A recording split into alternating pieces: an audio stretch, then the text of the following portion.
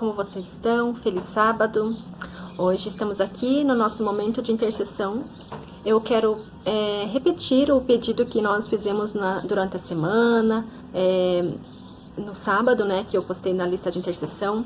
Nesta semana iremos continuar intercedendo pelo presidente e seus assistentes.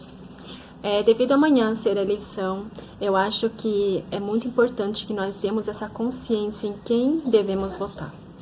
Eu não estou aqui para dizer o candidato que eu vou votar, não vou fazer isso, mas que aquele que você tem aí no seu coração, você possa descobrir se ele está em busca de nos trazer paz, de nos trazer uma vida melhor, principalmente para os mais pobres, né?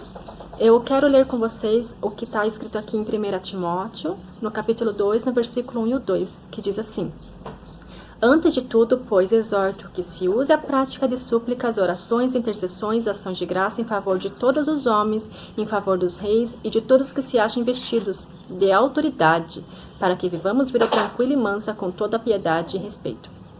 Bom, em alguns países, alguns presidentes, eles têm buscado conselhos dentro do meio religioso. Então, em alguns países é comum ter pastores, ter capelães que venha estar ali diante de ajuda, né, com o presidente, para que ele venha buscar a sabedoria dos céus, né, para que o presidente possa exercer melhor a sua função.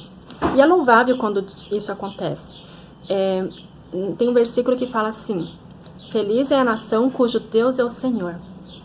E nos Estados Unidos, isso também é muito comum. Tem ali o ex-presidente Trump, né? Ele sempre também foi o presidente mais conhecido, onde mais buscou ajuda de apoio de pastores, capelães, conselheiros espirituais, assim. E dentro desses conselheiros está o Benjamin Carson. Ele é um doutor, né, um médico, e ele até escreveu o livro Mãos Talentosas, tem filme sobre ele, e ele é adventista. E ele também fazia a função ali de secretário de Moradia e Desenvolvimento Urbano. E ele sempre fazia as orações a pedido do presidente Trump. E uma dessas orações tem um trechinho aqui que eu quero citar para vocês. É assim: Amável Pai, no céu estamos muito gratos pelas oportunidades e pela liberdade que nos otorgou a este país. Pedimos que nos conceda um espírito de gratidão, compaixão e senso comum, e nos dê sabedoria para sermos capazes de conduzir esta grande nação. Então, no meio desse trecho, é o que eu quero pedir para que nós venhamos então refletir e nos conscientizar em quem iremos votar amanhã, tá? Pessoas que possam ter sabedoria, que possam saber conduzir uma nação, sabe? Billy Graham também foi um pregador batista norte-americano, e ele também foi muito procurado pelos presidentes dos Estados Unidos. E ele falava assim: se a história de Cristo é contada em um enorme estádio, do outro lado da mesa de um líder poderoso, ou compartilhada com um companheiro de golfe, ela satisfaz um anseio comum. Em todo o mundo, sempre que encontro pessoas cara a cara, estou ciente dessa necessidade pessoal entre famosos, bem-sucedidos, bem como também os solitários e humildes. A necessidade de Cristo é um anseio comum. Deveria de ser um anseio comum, né? Ela deve ser contada, citada, exemplificada em todos os lugares e por todos os que buscam paz, sabedoria, discernimento e direcionamento. Certamente, qualquer país precisa desses benefícios.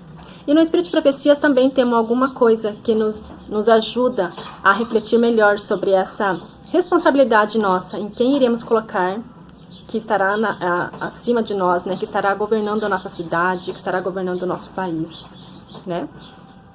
Em Testemunhos Seletos tem um trecho que diz assim: Temos homens que são colocados sobre nós como governadoras e leis, que nos regem. Não fosse por essas leis, as condições do mundo seriam piores do que são agora.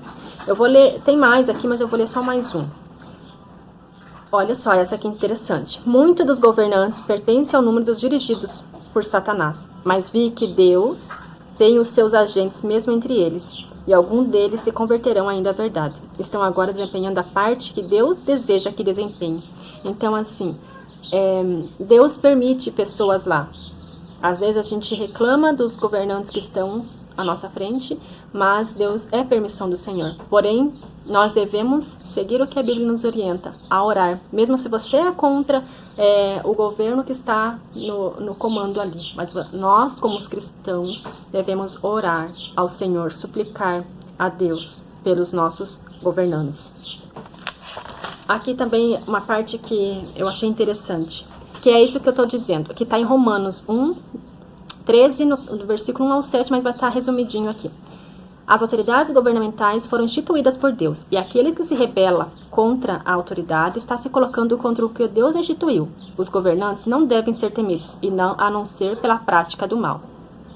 A não ser os que praticam o mal. Então a gente deve ter medo daqueles que praticam o mal, mas de todo jeito nós, como cristãos, devemos fazer nossa parte de suplicar a Deus, para que Deus possa conduzi-los. E tem também em 2 Pedro, no capítulo 2, do versículo 10 e o 11. Eu peço que você leia na sua Bíblia, para que então esse vídeo não venha ficar muito longo. Nós moramos em um país que há liberdade religiosa. Glória a Deus por isso. Louvado seja o santo nome do Senhor, porque nós fazemos parte de um país que há liberdade religiosa, por enquanto. Nós sabemos que isso um dia vai mudar. Mas enquanto temos essa liberdade, então que possamos colocar pessoas lá que levantam essa que nós levantemos, que é a bandeira de Cristo. Que também, ao orarmos ao Senhor, nós devemos clamar para que aqueles que estão sobre a nossa autoridade, que estão no poder, eles possam fazer um governo com justiça, com misericórdia e humildade, e que seus motivos sejam baseados naquilo que traz paz e não divisão. Que aqueles que governam façam com verdade e integridade, que governem sem espalhar o ódio ou o interesse próprio. Que aqueles que governam façam para servir aos outros, não a si próprios ou ao seu grupo de interesse. A política sobre o serviço deve ser sempre assim.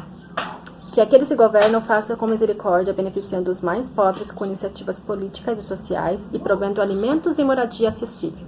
Queridas, não é maravilhoso saber que nós estamos podendo interceder, que Deus nos deu essa função para nós, de intercessoras, de interceder por aqueles que estão no governo, que estão lá para fazer o melhor por nós.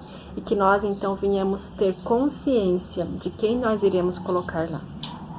Essa é a nossa maior responsabilidade. Amanhã sairemos a votar, não sei se todas que estão assistindo irão fazer isso, mas creio que a maioria irá, fazer essa responsabilidade que nos compete, mas que então nós viemos ter consciência em quem iremos votar. Eu vou colocar também hoje um vídeo do Dr. Rodrigo Silva. Eu peço que você possa, por favor, olhar com bastante carinho e atenção. Ele estará falando sobre isso, o cristão e a política. Eu acho que é de extrema necessidade que nós venhamos estar mais antenados a essa questão, sabe? Eu acho que nós, cristãos, também temos que estar